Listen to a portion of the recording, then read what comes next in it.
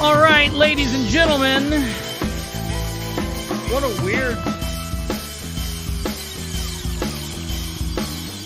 weird selection of music to play for this. I thought maybe we could come in with a little DMX or other gang related music. We are going to be talking to a gang member tonight. I think that's that. Wait, what? Oh, they're telling me he is not a gang member. Never mind. Our special guest this evening on the Political Spotlight is going to be Elvante Riddick. You may or may not know that name. If you do not know that name, that's probably good for him.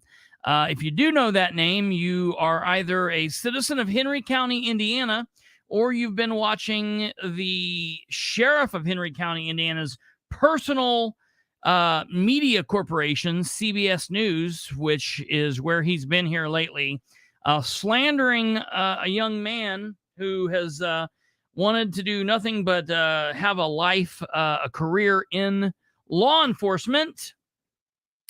And so we're going to be talking with that gentleman here in a few moments. His name is Elvante Riddick. I knew I would mess it up.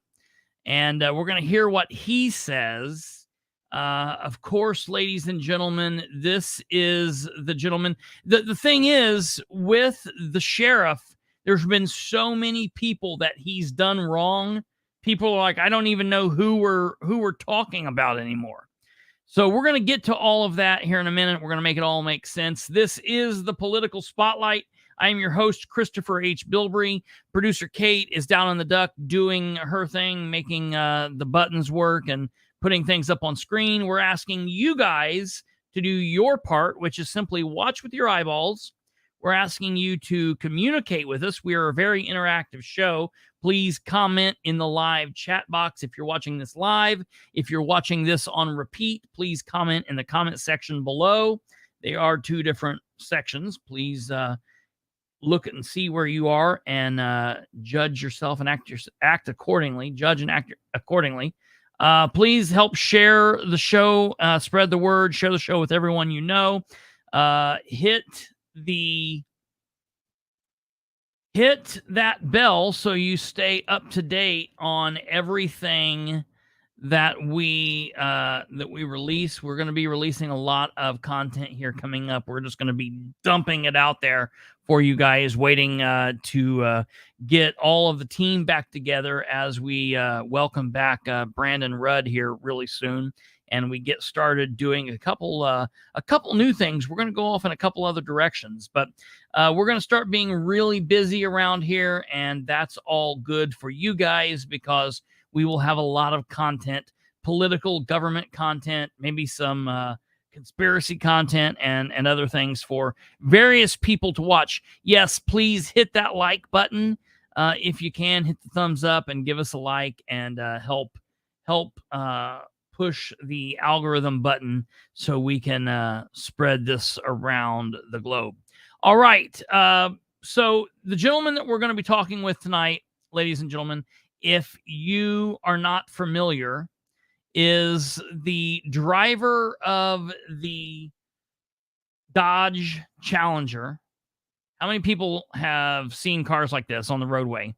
Everybody sees them. It's you're driving down the roadway and you see one of these cars, you're kind of your butthole tightens up a little bit. You're like, oh God, it's the cops. You see the little bubble light on the side and you think, oh crap, this is horrible. And so it's just nuts. You see it, and then they pass you, and you're like, oh, thank God it's not the cops. But it's not illegal to have the little bubble light on the car. I know lots of people that have bought decommissioned police cars, and they are in various states of decommission. I know people who've had them, who've had the bubble lights on them. I know people who have had them that have actually had the lights in the car, but they've been cut, so you can't access the lights. It's, there's various states of decommission that these cars can be in. However, this car was not bought to just be a regular everyday driver and to take all of the lights and stuff out. No, this car was bought for the well, Kellyanne, mine doesn't either, because I've been around law enforcement. I've been a police officer for so long, but it's kind of like that idea that, you know, there are people out there that know what I'm talking about. No, but this gentleman was in the beginning stages of trying to get into law enforcement. He had been a reserve on a department in the past, and he was trying to get onto a small town or get hired in law enforcement one way or another. And I know what that's like when your dream is to become a cop, and what you're wanting to do is whatever you can to make that dream become a possibility. Now, I have to admit, before I heard about all of this, I had never heard of situations like happened in Greensboro or what happened in this situation. I had never heard that you could just go to a small town and people could do this. That being said, it's something that's happening and it's worth a conversation. But that's not what we're focusing on tonight. What we're focusing on tonight is the traffic stop that occurred on July 2nd, 2023. This was a traffic stop that Sproles made while off duty, okay? He made this traffic stop on a Sunday, 8:15 p.m. He's eating ice cream, as he's told us, and he sees this car goes by. What I can't find out, and I'm going to ask him here coming up real soon, is did he know who was in the car or did he not know who was in the car? Because he said differing things, and I have heard and kind of gotten a different idea from him. And so I really don't know, and I would like him to answer that. But not mine, Kellyanne. So here's the thing. Here is what we're going to find out is we're going to ask the sheriff coming up if he knew who this gentleman was, because I think that's going to change it. But for those of you that are not familiar, this is the traffic stop that we are talking about here. I'm going to play this just for a second for you here. Involving. So he bought this in Michigan somewhere. Been driving it with no plates. So when did you buy it? Earlier this morning. You have your paperwork on? I dropped it off at my friend's house. Dropped your paperwork. All right. Off. So what we've got here, ladies and gentlemen, is we have a body camera from the Newcastle City Police Department. This body camera shows a traffic stop that has been performed by Sheriff Sproles. He's the white gentleman on the left with the basketball shorts on, the T-shirt, and the gun, which is a really bizarre sheriff's uniform. He is driving an unmarked car, which means this traffic stop is illegal. As you will note, if you watch the entirety of the traffic stop, he had made the traffic stop. He had approached the gentleman. He already has his driver's license in his hand, as you can see, and he had the gentleman out of the car before the uniformed officer ever got there. This is a textbook example of an illegal vehicle. 100%. Of illegal vehicle stop, a traffic stop. This is 100% an illegal stop. And so then the question becomes, well, why? Did something happen that was so egregious that the sheriff, while off duty in plain clothes and in an unmarked car, would need to stop this vehicle? What was the reason for this vehicle stop? Well, ladies and gentlemen, it's because there was not a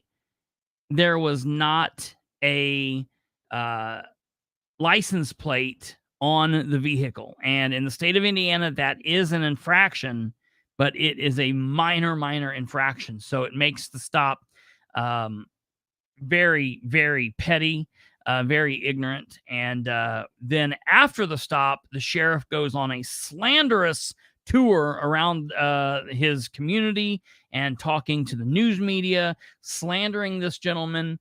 And so we've heard enough from the sheriff on this instance. And now I think it's time to hear from the gentleman on the right, Mr. Elvante Riddick, and we're going to be pulling him up here now. So bear with me. Mr. Riddick, how's it going? Hello. All right. Welcome. I'm glad you're joining us. So, have you now had the chance to see the body camera in full? Have you seen that video in full yet? Yes. Okay. So, tell me, before this day, did you know Sheriff Sproles? I knew of him. Okay. Through the whole election process, but no, Okay. I didn't know him personally or anything. Okay, like you'd never interacted with him in any way No. that you know of. So, well, first of all, I think it's important to note you did not get a citation for this, right? I did not know. So you're not in any kind of legal peril. You know, it's not like you're getting ready to face any kind of court action or have to pay a ticket. You did have to pay for the tow of the car, right? Yes. So you are out money, that you did have some punitive damage here, but you're not facing a court or anything for the traffic stop, which is really odd to me that, you know, if this was big enough to stop you for, why he wouldn't cite you. I believe I know why he didn't cite you.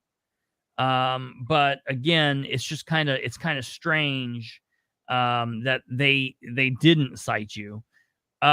So tell me about, you know, your day a little bit before the stop. Had you had any other run-ins with law enforcement driving this vehicle? No. Actually, I was at my parents' house probably about an hour before that. I dropped some paperwork off there, and I was heading down to Spiceland. When I noticed him behind me, maybe I was at Taco Bell on Highway 3. Okay. And he followed me up to Walmart, and that's when he initiated the traffic stop. But really, all I was doing was taking the car down to Spiceland to park it until I had the money to register it. Okay.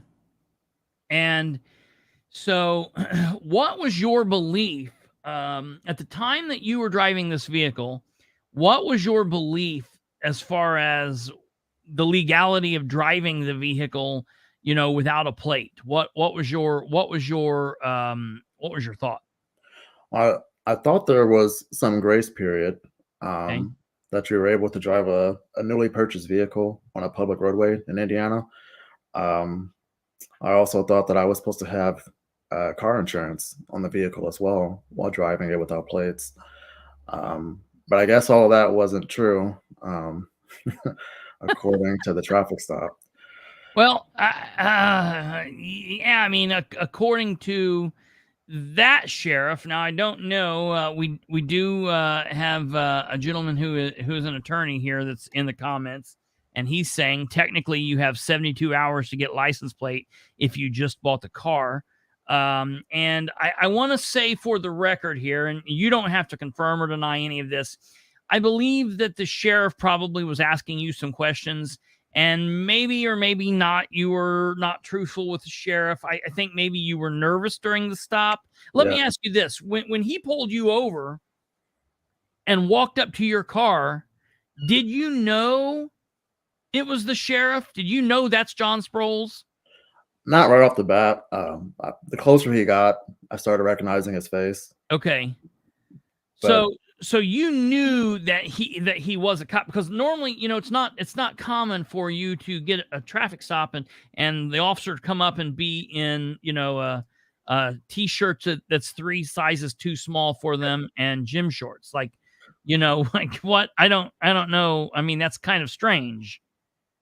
So it's not like you didn't. I mean, when he pulled you over, you knew, hey, this is who he says he is. Some people wouldn't have known that. So, Right. it wasn't like you had any worry, hey, I'm being pulled over by an impersonator here. No. Okay. So you knew who he was, and was he polite to you when he first pulled you over? Like before the camera comes on, what was the demeanor he had with you? I didn't pick up any negativity, honestly, right off the Okay. bat. He was doing a lot of mumbling. I didn't quite understand what he was saying. I remember he walked up to the car and he mumbled something, and I said, "What?" And he mumbled again, and I said, "What?" And then he said then he spoke a little clearer, they had Right. marked unit en route. I said, "Oh, okay." But there was no, He did say that. Okay, that's interesting to me because he wanted to use that to show that you didn't understand like law enforcement.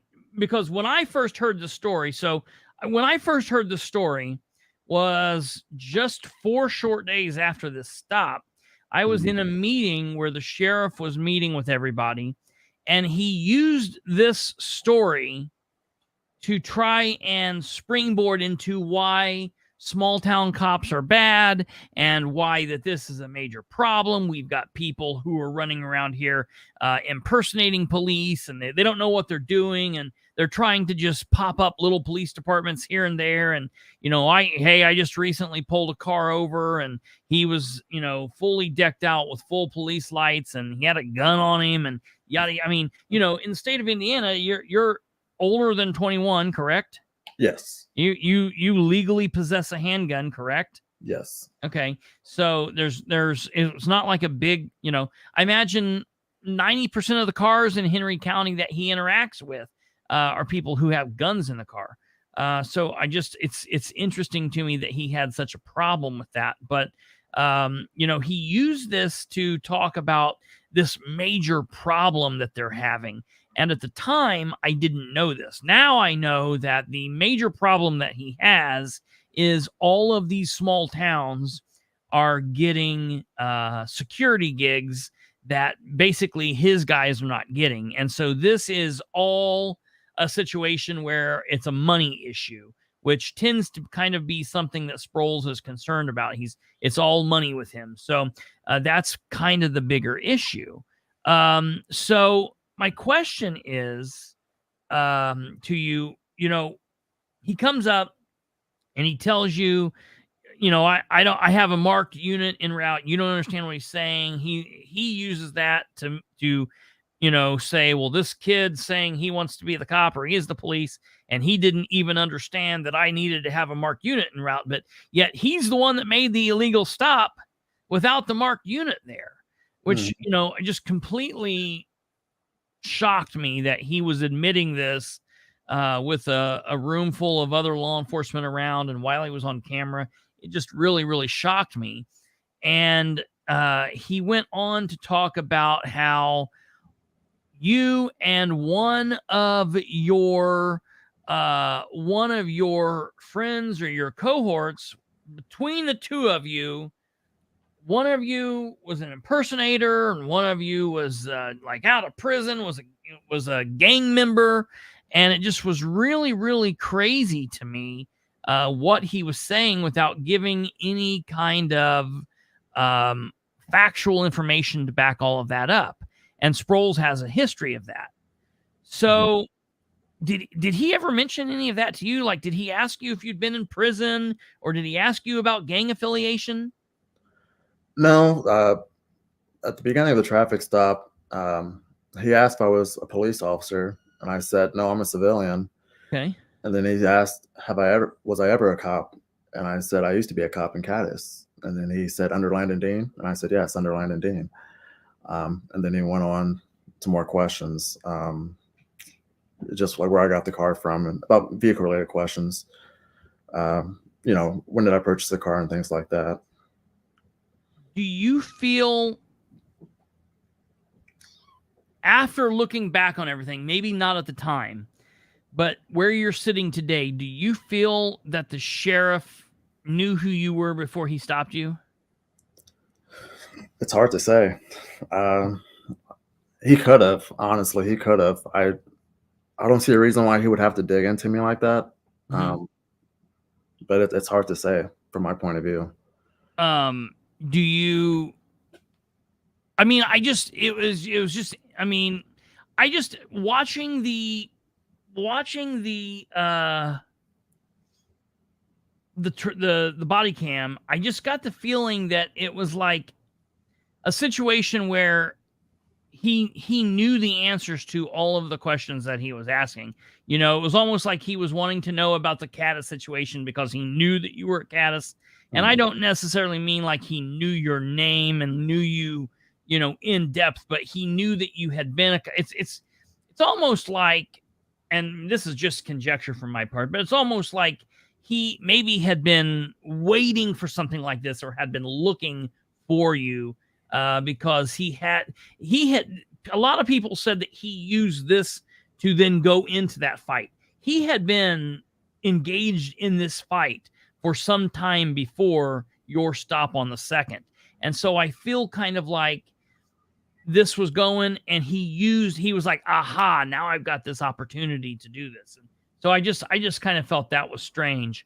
So then you're up there and you're talking to him about when you got the vehicle, and he's up there talking to you. The other officer comes up, and the other officer, I felt he was polite to you the whole time.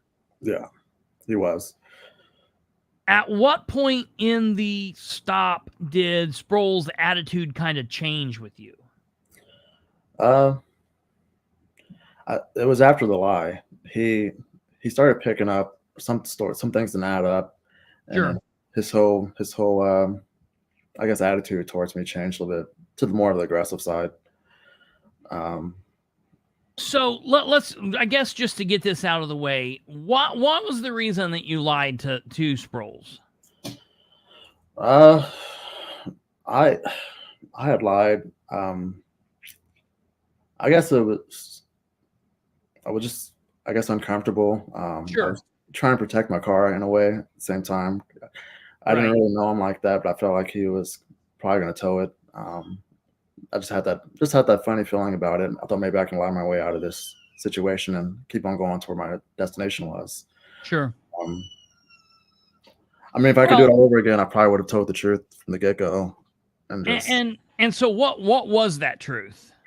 So I had bought the car that Friday. I believe it was June 30th. I had told him I bought it that Sunday. That day, yeah. Yeah, and I was coming back from Michigan. But no, I bought the car Friday, and I was trying to park it in Spiceland, and just go to the B&B that Monday morning to register it. You know, in my opinion, buying it on Friday really is no different than if you had bought it from this individual on Sunday, honestly, because you're talking about the weekend before the 4th of July. Mm-hmm. A lot of places were off, you know, and so I don't know if you what time did you buy it on Friday? Maybe 2:30ish p.m. Okay, and did you buy it in Michigan? Yes. Okay, so it did come from Michigan. Mm-hmm.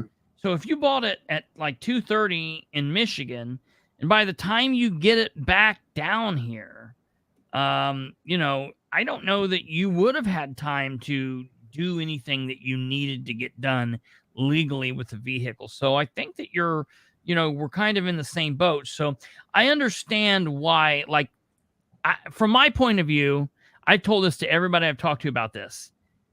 Well, I don't care if I was the sheriff or if I was, you know, FNG first day, you know, that's just not something in law enforcement that I cared about. I didn't care about writing tickets and making traffic stops like that. I mean, yeah, traffic stops can be the basis to a lot of other bigger crimes, but I'm just not going to go out here and do a bunch of craziness for a no or improper license plate.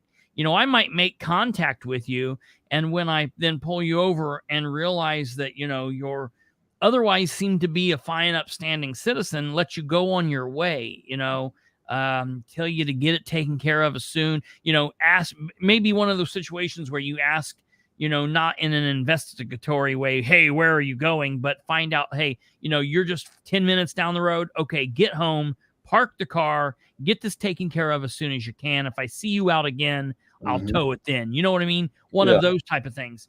I certainly am not going to pull you over while in an illegal traffic stop. I'm not going to pull you over while in plain clothes and in an unmarked car. That blows my mind. But so he's out there, and you guys are talking. And if you don't mind, I want to show a little bit of the stop here, just to let the people see kind of where we're at here. Why would you do that? That's also next one. No, I mean, I give me an answer. Why would you do that? It's safe there. Last time I had my title and stuff in my car, I let a friend borrow it and it came up missing. So I just dropped it off there. So what time did you find this? I mean, and for the record, you're not saying things that sound like crazy outrageous. I mean, that stuff really sounds plausible. The fact that, hey, maybe, you put your paperwork in your house because you don't want it to be stolen out of your car, yada, yada, yada. I mean, there's things like, oh, you said that is true? Yeah. Okay, so, like that stuff is not, and he's acting like, he's Columbo out here solving the great caper. It really, really, really shocks me. And then we get to a point where they're giving the information here. We get to the point where he's really kind of like deciding that, at this point, like something's going on here. You're way, this is just, he's called your parents, and that's the thing that just floors me.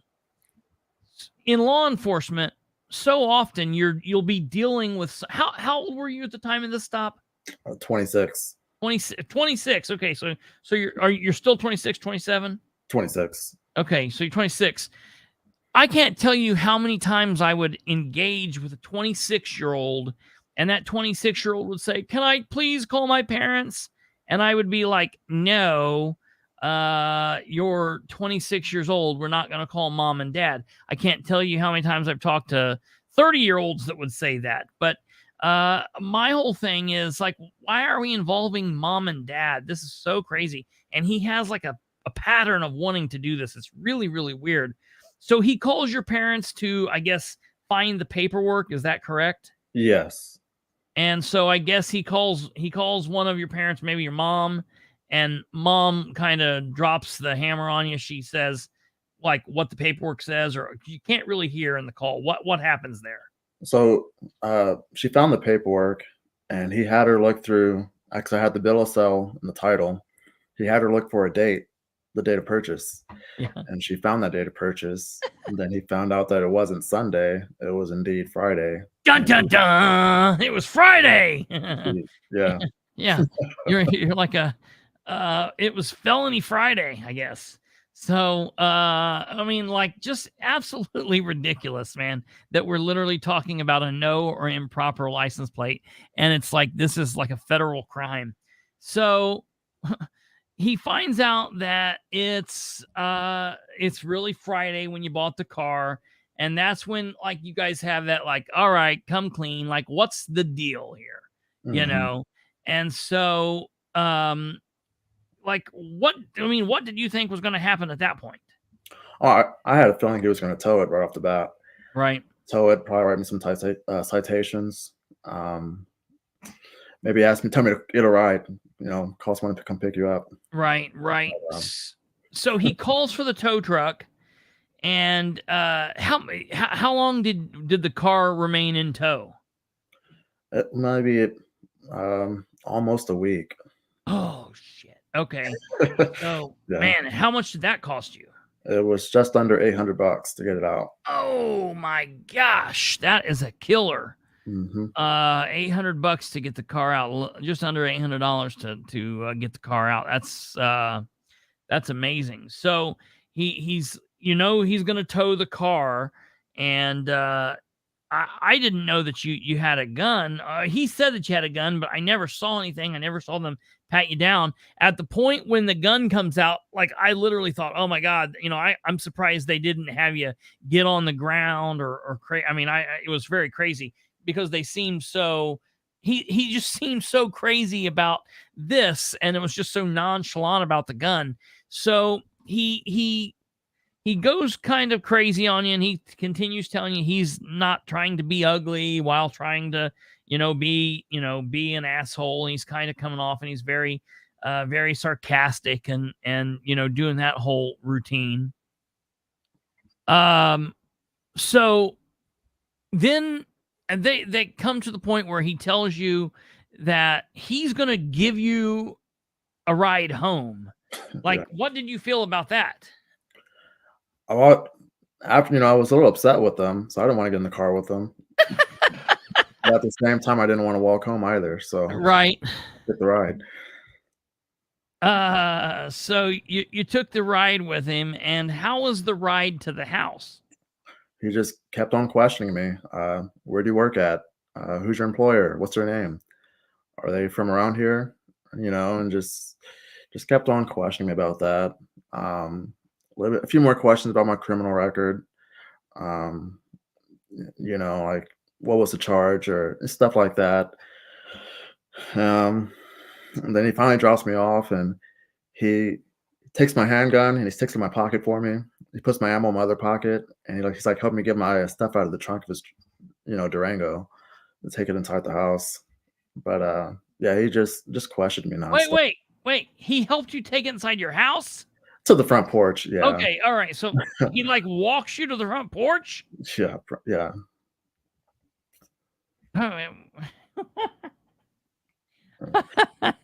This is insane. Okay, so all right, he's questioning you. Now, just to be safe here, at no point did he, he didn't, you weren't in, well, I guess you were, I mean, you couldn't get out of the car. You was like, you weren't in custody, but at no point he read your rights or anything like that. But No. I mean, did you feel like what he was questioning you, like he was like just kind of going a little too far with it? I mean, what did you feel he was trying to get at with his questions? I think his goal was to get me fired from my security job I had. Okay. That's all right. So that's what you thought he was trying to do. Yeah. That makes sense. He didn't do that, did he? No. I played stupid with him on that part. Okay. Good. So, how weird. Yeah, he put stuff in his pockets. The people are going crazy about that. Very, very strange. One person asked you if he invited you to his church. So, okay. So after that, did you think it was like over? I thought so. I just figured I'd pay the money, get my car to the impound lot, keep on going about my day. At any point, did he ask you? He didn't at first. At any point in any of this time, from start to finish, did he ask you about gang affiliation? No, there was never any questions or conversations about that. Do you have any tattoos? No tattoos. You have no tattoos. Are you gang affiliated in any way? No. Okay. I mean, you don't seem like you're gang affiliated, but I just figured I would ask you. Yeah. So, okay. Do you have any friends that are gang affiliated? No. Okay. So this is Sunday the 2nd. And so then you go on about life. Now, before we move forward from here, I want to ask, you said a minute ago, and the people who've watched that, and by the way, for those of you that are watching this, I want you all to know that there's the video up of the stop that has my commentary in it. But I also uploaded just a little bit before we went live the raw body cam footage. So it's just the body cam footage as it is. So you guys can now watch that. And I believe that video is called "What in the Illegal Traffic Stop is Going On Here." So be looking for that if you want to find that. But before we move on, I want to ask you, he's talking to you about this, your criminal history. So you've said that you've been a police officer. Let's talk a little bit about, and the reason I want to is I want to clear it up for anyone that's confused. This criminal history. What are you referring to? The impersonation. Okay. So for the record, and we've talked about this on this show, you were in a situation where you were in a vehicle. There was a period in time that you owned a company that did funeral escorts, right? Yes. Okay. And so you owned these, you did these funeral escorts, and you had a vehicle, or you bought a vehicle that had some lights in it. And were they red and blue lights? Yeah, they were red and blue. Okay. And so, you bought this vehicle. What kind of vehicle was it? It was a 2004 green Ford Expedition. Okay. And so you and a friend were in this vehicle. Where were you at? Were you in Henry County?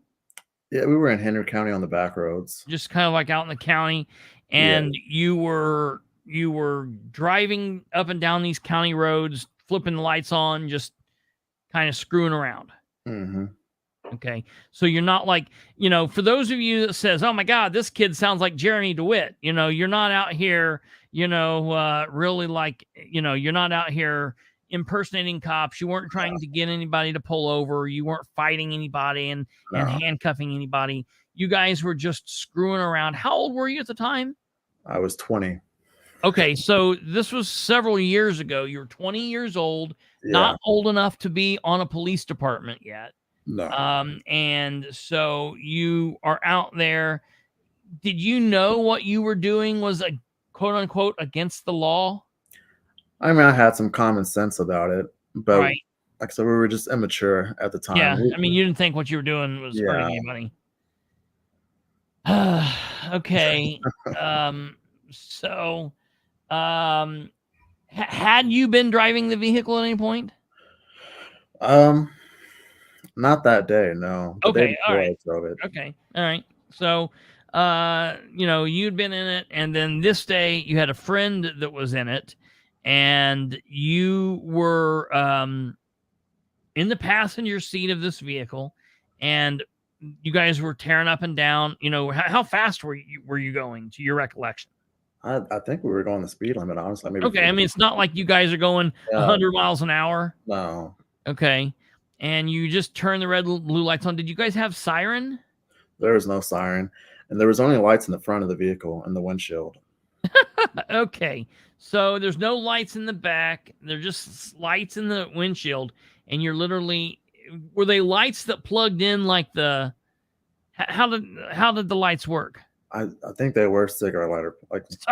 All right. So they're the kinds that you could go and get in Gulls that are like you hang on the visor or something like that and plug in the cigarette lighter. Yeah. All right. So anybody that's ever been a police officer or been in first responders, anything, and you've all saw those Gulls magazine, everybody knows what kind of lights you're talking about. So there you are. You're tearing up and down the back roads. A friend of yours is in the driver's seat. You're doing this, and then at some point you pull over into a driveway. It was our driveway at the time. Okay, it was so it was the house that you were supposed to be at. Yeah. And what happened then? I remember on the couch and the branch door. I think there was like hold on there. Hold on here.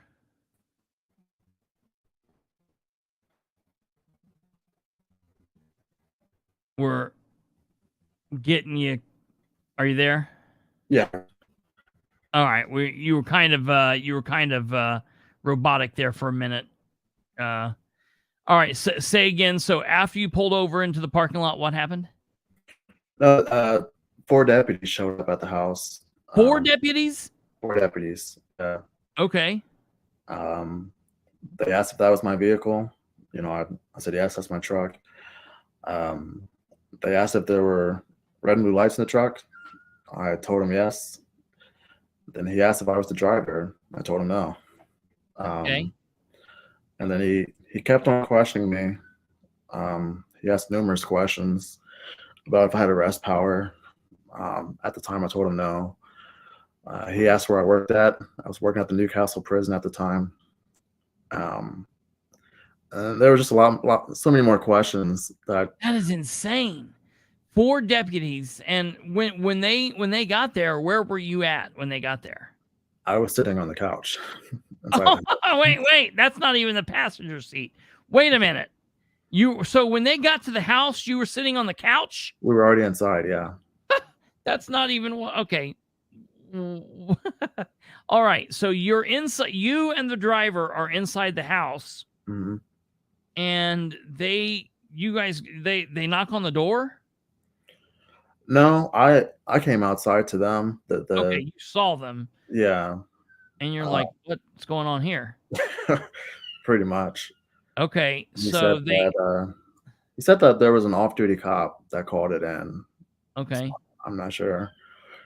Do you know if while you guys were going up and down, how long a period was it you guys were out driving around?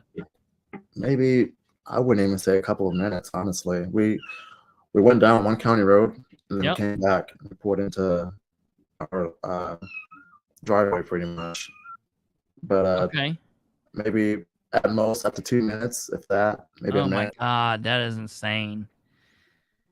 Okay, so that happens, and then at what point do they tell you you're going to jail? So he was on the phone with his supervisor at the time, which I didn't know was my chief from Caddis, who would be my chief. Right. And he came back and he said, I don't want to take you to jail, but my supervisor told me I had to.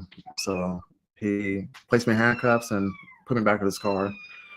And I sat there for a little while he continued this investigation. Okay. And was the driver arrested? They never questioned her at all. She stayed inside the whole time. Okay. And listen, I normally don't like to make things, about race or whatnot, but just to double check, were the cops white or black? They were all white. Okay. Was the driver white or black? She was white. Okay. Another question, is someone murdering a cat in the background? I have kittens. I'm sorry. They're like getting stuck behind the fridge and stuff. You're fine. You're fine. Okay. That was just messing with you. So, okay. So, you can't be bad. You're an animal lover. Okay. So, all right. So, okay. So you get arrested, and what do you think at this point? I was really I guess shocked, a little bit scared at the same time. Yeah. My life is over. I'm going to jail for. Yeah. And then, I worked at the prison. So I was like, what are the inmates going to think? Oh, God. So, yeah, it was mixed feelings, but. Yeah. They're cheering. The inmates are cheering you on. But they never put me in a cell or anything. I stayed in the I think it's called the drunk tank. Yeah. How long were you in there? Just one night. I spent the night there and was released the next morning. Oh my God. Okay. So, oh God, that's so ridiculous. And you were arrested for impersonating? Yeah. Impersonating a public servant. Public servant. And so you were 20 years old at the time. Mm-hmm. You did what? You pled guilty? I pled guilty. It was so embarrassing. My parents were there. The judge was kind of rude about it. He was like, "You're so lucky. If I see you out there again, I'm gonna really hit it to you hard." But I want out of here. I pled guilty and I left, and I didn't come back to Henry County for a couple of years. Okay, that's probably, I understand that. I mean, I'd probably stay the hell out of Henry County now. Yeah. Definitely, for sure. And I would advise most people to do that. But um, it's so crazy to me. It's so crazy to me how such a minor little incident of just stupidity, can affect your life. And you think like, oh no, yeah. Yoko Duo says there's a lot of public servants that need to be arrested for impersonating public servants. That is very true, Yoko. So okay, you pled guilty, and after that though, because you weren't a police officer before or during, after that you actually get hired to a law enforcement department. You get hired on Caddis by a gentleman who was the trainer for a lot of different officers. So tell me how that goes. How did you get hired, even though you had impersonating on your record? So like I said, what I didn't know at the time was the chief of that department that hired me. He was the sergeant at the sheriff's office, who was the same guy that was on the phone with that deputy that night. And so he knew the full story. But my biggest thing, or his biggest thing was was I going to be honest about it? And so he asked me about my criminal record, and I was honest about it. And when I told him, I was like, oh, I'm not getting this job. I walked out with my head down, and you know what he did? He raced after me, and he like shook my hand and said, keep your head up. And then a couple months later, I got a call again for a second interview, and then we went on from there to me getting sworn in and stuff. So that's cool. And how long were you on the Caddis Police Department? About a year. Okay. So you were there for about a year. Now, a couple people, is that impersonating thing, is that the only thing that is on your record? As of right now, yes. As of right now? Yeah. I have some tickets, Oh, I mean, okay. Yeah. Right. Yeah. We all have got some tickets. I mean, but have you spent any other time in jail? No, not really. No. No, not really. No. Okay. That's an interesting answer. So let me ask you this. You're not a felon. No. Okay. You have no felonies. You still are legal. I mean, obviously, you legally had a handgun at the time of this stop. Yes. Have you been charged with any other misdemeanors? No. Okay, so you might have some driving nonsense, but you don't have any other criminal charges that's not driving related. No. You don't have any other, you're not a serial impersonator or anything like that. You're not out here pulling people over, pretending to be the police or whatnot. No, I've not been convicted of anything. Okay. And so have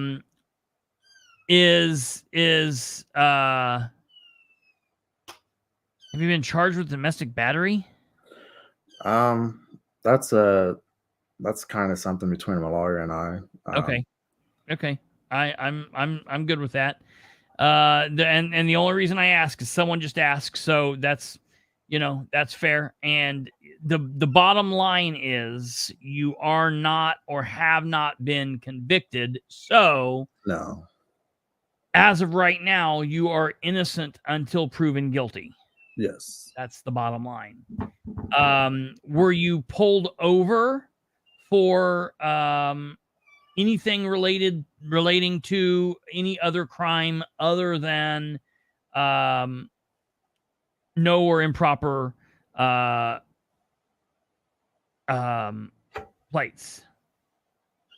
Say that one more time. I'm sorry. I said, so essentially you have not been pulled over for you. This traffic stop did not result in anything other than being pulled over for not having the plate. Yeah, that was it. Okay. So bottom line, you're like any other citizen who is innocent until proven guilty.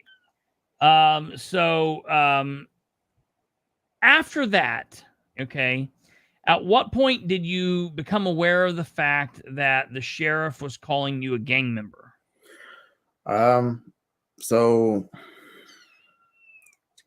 actually, it was so my aunt had passed away, and I was, grieving her, and I started getting messages on Facebook of of a video from I think it was, I'm not sure if it was Indianapolis News or something, but it was over East Germantown. Their attorney had went to the news and started telling his side of the story of the whole situation. And in his story, he was saying like he wasn't even.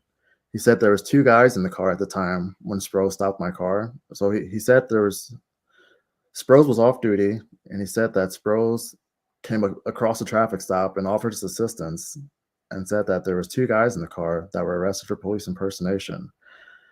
He said those two guys were part of a gang trying to infiltrate small town police departments. And he said that they were both armed or something like that, and it just wasn't true. And he was just saying a lot of things that weren't true and that didn't add up at all. When did you guys go? When was the thing that happened in Pershing or Germantown? So I wasn't involved with that. I never went to that meeting. Okay. So you don't know when that was necessarily, or I mean, you know of like a ballpark time? Not no. Okay. But obviously it was before the July stop. Yeah. Okay. So so again, I mean, you're aware that the sheriff has said that you were a gang member. I mean, do you know what would have made him say that you were a gang member? I have no clue, honestly. There was a rumor, I guess, that he had spoke with the Wayne County sheriffs, the sheriff of Wayne County, and I guess they done some digging into some of the other guys. I'm not sure if he just put us all together in the same category. Okay. I mean, and even the, I'm not going to name the other guy. It's out there. I've talked about him before. It's in the body cam video. People can go back and find that themselves.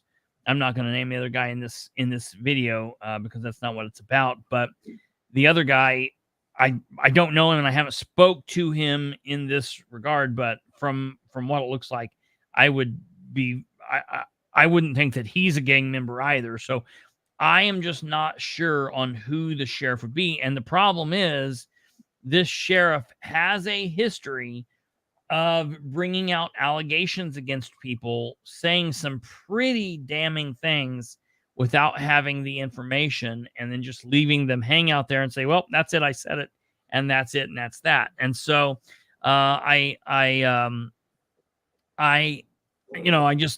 very leery when I hear Sproles say, well, this person is this or this person's done this, because he has a history of doing that. So, I find that interesting. So where are you now with all of this? I mean, obviously you have an attorney. Have you and your attorney talked about this? Yeah. I think between him and I, we're just keeping it between ourselves right now. Okay. But yeah, I have hired an attorney. I think I saw his name pop up in the chat a couple times. Okay. But yeah, we're working it out, and hopefully we get this resolved ASAP. Yeah. Well, very good. Is there anything else that you want the people to know about you or about this situation? I mean, anything that we haven't covered, or I mean, you're just someone trying to live in the world. I mean, are you, anything still else? Young, made some mistakes in my life. Sure. But I still have dreams and career goals one day that I plan on accomplishing. But no, I'm not a bad person. I'm not a criminal. I just going through some rough patches right now, and Sure. so that's it, really. Absolutely. Well, I tell you, everybody has times where they can slip up and things happen. It's how you deal with it and how you move forward, what you learn from the mistakes or the slip ups. That's the number one thing.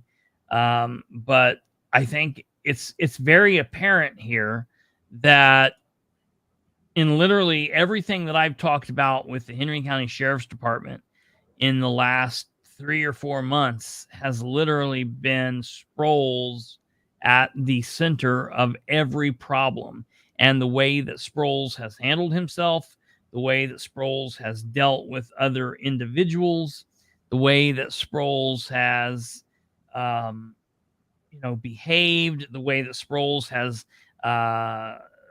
taught or led his department, taught his men and women to be, everything that Sproles is doing, in my opinion, is, counter what you would want the top cop of the county to be doing.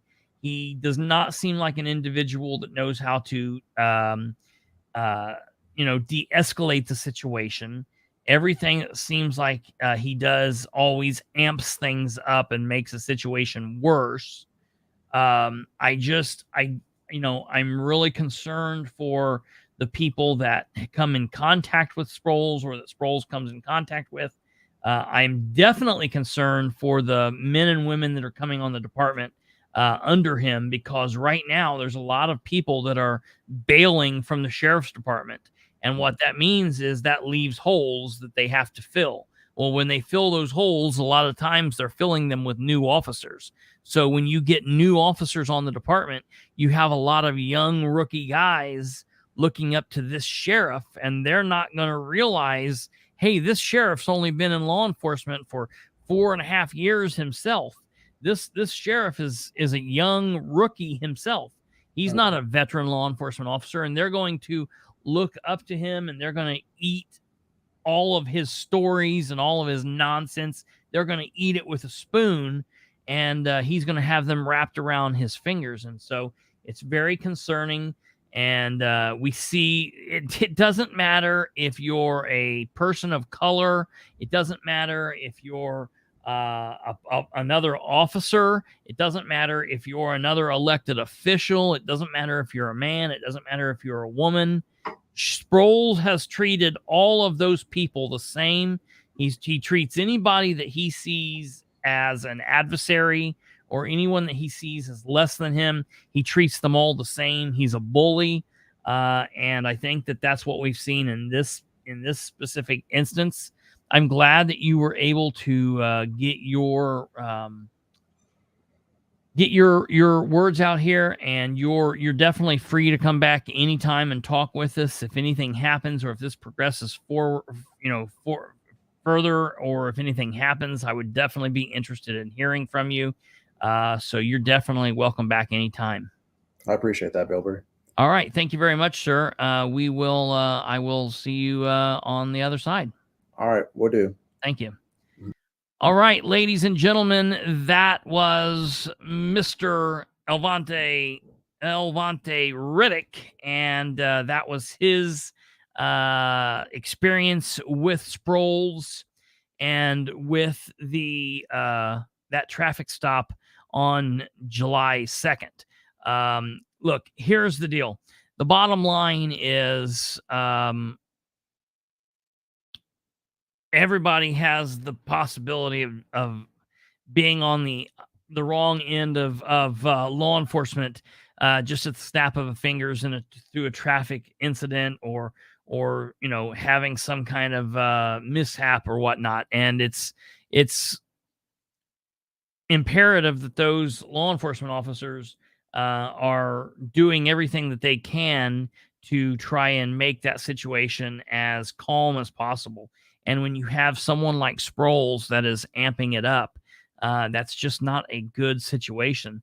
I've recently put up a short of Sproles that I want to actually show this real quick. I was going to talk about this the other night, but I didn't get a chance to.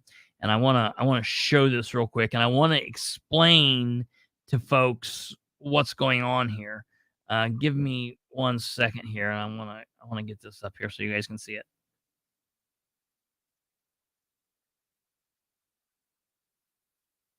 This is it. And this has been going around. This has been going around for about a year now. I want to show this here. Only 11 seconds. So it goes by really quickly. Here it goes. And you said you're not a bro, so I said I don't want to misgender you, so I don't know what you identify as. So you called me ma'am? Yeah, because that's the opposite of bro. Dude. Do I look like a ma'am? Seriously, you just manhandle me like that? Okay, so I'm gonna play it one more time here. See if I can get this up here real quick. One more time. And you said you're not a bro, so I said I don't want to misgender you, so I don't know what So you identify as. So you called me ma'am? Yeah, because that's the opposite of bro. Dude. Do I look like a ma'am? Seriously, you just manhandle me like that? All right, so what this video is of this kid. Is he mouthy? Probably. I don't know who this kid is. I've not talked to this kid. Don't know what the deal is. Don't know why he's being arrested. Don't know anything about the situation. But he's dealing with Sproles. All right, here he is. I'm going to show you. Sproles is in the process of handcuffing him. All right, now listen to what's said. Said you're not a bro, so I said I don't want to misgender you, so I don't know what you identify as. So you called me ma'am? Yeah, because that's. And I've heard this many times. I've heard this many times as a cop. The guy you're talking to some frat kid or whatever, and the kid's calling you, "What's up, bro, bro, bro?" And I've always heard those cops that go, "I'm not your bro. I'm not your bro." You know, like, all right. You know, I guess it depends on what's going on, if I would be mad or whatever. If I'm in a situation where it's a respectful situation and I'm trying to get a little bit of respect what's going on, I might speak up about that or whatever, but I'm not going to be an asshole about it, all right? And it set Sproles off, and I've seen Sproles like this. So he's telling him, he probably told him, you know, "I'm not your bro." And at which point the kid says, "Okay, you're not my bro." Well, yes, ma'am. I don't know that kid did that, but I could see the kid doing that. And then that, of course, pisses Sproles off. You know, "I'm not a ma'am." And so then you can see kind of what's going on here. Sproles gets mad about all of this. Said you're not a bro, so I said I don't want to misgender you. I don't want to misgender you. So and so now Sproles didn't want to be called bro, so he's like, "So you call me ma'am?" Sproles is upset because this kid's called him ma'am. Like, are you for real? Ma'am? Yeah, because that's the opposite of bro. Dude. Do I look like a ma'am? And then the kid gets slammed down. Now, listen, when I'm saying get slammed down, Sproles pulls him backwards down into the chair. Is this the worst thing that's happened? No, it's not the worst thing that's happened. Let's see here. Joey says, "People say it's harmless, but he got pissy and forced in the seat. Just imagine if someone told him to." Yeah, absolutely. Yeah. If someone told him to get fucked, he'll guarantee hit somebody doing that. And that's exactly what the point is here. This is what I'm getting to, because the comments on this is an 11-minute second. And the comments on this are all over the place. It's being seen lots. It's kind of went, you know, it's been picked up, and it was seen like 1,100 times in the first like 30 minutes it went up. And I'm like, whoa. I want to make sure people are aware. Number one, I'm not putting this up and saying, "Look at Sproles, he's horrible, look what he did." I'm just putting this up because it shows a lack of control. That's what I put. Sproles is out of control always. This is not that bad. On a scale of 1 to 10, if this is the only thing that Sproles has done, all right, well, good. I would welcome him as the sheriff of Henry County. But you put this on top of the fact that he's also shot an unarmed man while like shooting fish in a barrel. He's also been extremely racially provocative and gross. He's been extremely horrible to people of color, whether they are broke down citizens on the side of the road or police officers. He's been horrible to women, whether they are people on the side of the road or if they're elected commissioners. He has been horrible to people wanting to go to a meeting, myself, Josh, and other people. You know, so the bottom line here is this is a cross sample of what we're seeing. A while back, I said, is this how Sproles is always? Or is Sproles just having a couple of bad months? Well, ladies and gentlemen, this video is from sometime last year, Sproles wasn't the sheriff here. Sproles was working as a deputy. This could have been even from the year before. So this is sometime from 2021, 2022, sometime around in there. And basically, this just basically proves my point that this is not just a bad time in Sproles' life. He has an ego problem. He has a control problem. And he gets his feelings hurt. And when he does that, he gets his ego hurt. And when he does that, he reacts. So it's just like kind of a problem with him.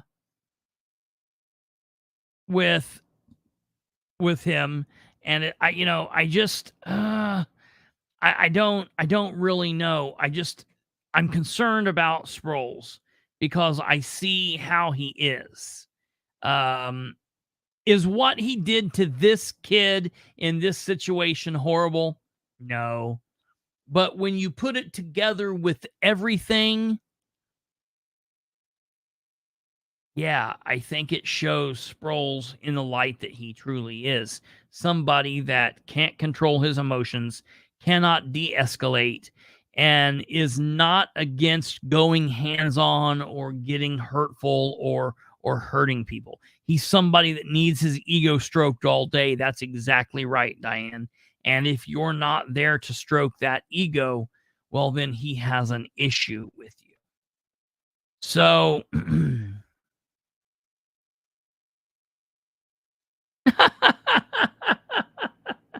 how much is it worth to all of you if I a little video of myself asking Sproles to autograph my beanbag? Hey, I can find one. I'll definitely ask Sproles that. I would have no problem doing that.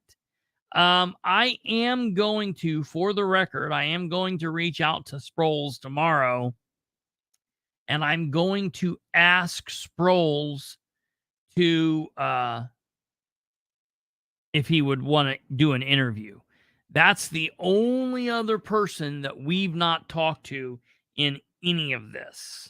So I am going to reach out to Sproles, and I'm going to ask if he would want to talk about this situation, if he wants to talk about the bus situation, if he wants to talk about the situation with Neil. We're going to put him on record, and he can say yes or no. Now, I am about 50-50. I could see him saying no. I could see him not answering, just not saying anything at all. I could also see him saying yes. I could also see him saying yes. Sproles is somebody that loves to talk. He is someone that loves to try to clear the record.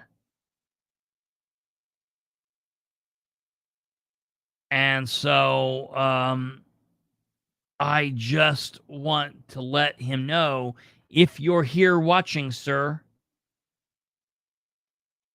I'm going to get in touch with you. And so if you want to talk, I would be willing to listen to what you had to say. Now, listen, I'm not just going to let you spew a bunch of nonsense. You know, we're going to have some semblance of you know, what's really truly going on here. We're going to have a factual situation where we go from point A to point B across all of these stories. But we are going to, that's how we would run it. So hopefully he will talk with us. I don't know if he will or not, but that is coming up. So I will let you guys know. I will let you know either way what he says. I also, Sproles, that's a good point. If you're watching, you're free to call me now and I'll pull you on. We can do a video interview. We can do an in-phone interview. I will do that right now. If you want to come on and talk, I'm more than ready to have you now. If you're out there and you're watching, you can call me. You know my number. You got my number. Oh my God. My phone just literally went off. I was like, holy crap, he's calling me right now. That would be amazing. All right. From there, ladies and gentlemen, I've got to say, we have a lot of other things that are going to be coming up this week. We'll see what's going on. And right when we get to the point where we say, I don't know what else is out there with Sproles, if you're ready for something else to happen, you got to put it out there. So, I would rather you not be insane. I would rather you not do all of this crazy stuff. I would rather you not hurt somebody. I would rather you not be a racist asshole. I would rather you not, do all of this crazy stuff. Honestly, I would rather you not be the sheriff. I'd rather you resign. But short of you resigning or not doing all of this stupid stuff, folks, you're going to have to let me know if anything goes on. Anyone's out there that sees anything, has anything, please feel free to message it to me, call me, text me, email us. You know how to do all of that. You're sitting out there in the dark. If you're sitting out there in the dark in your unmarked car with your shorts on, call Christopher. Oh man, I would love to. I would love to have him. I would love to hook him up. I used to know a guy for the state police that did the voice voice stress test. It's a little bit different than the polygraph, but that's hilarious. Sproles, if you want to come on, we'll call it Not Being Ugly or something like that. We'll have you come on. And we'll let you run the show, but we're going to have to get to everything. So, we'll figure it out, but